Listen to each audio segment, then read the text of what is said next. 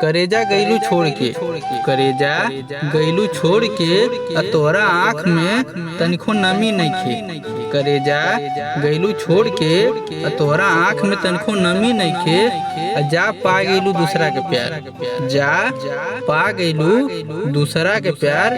दिल तो तोड़ देलू लेकिन दिल तो तोड़ देलू लेकिन जौनपुर वाले के प्यार में कौनो कमी नइखे।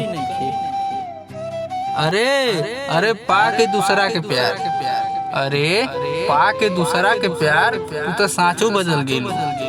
अरे पा के दूसरा के प्यार तू तो साँचो बदल गेलू।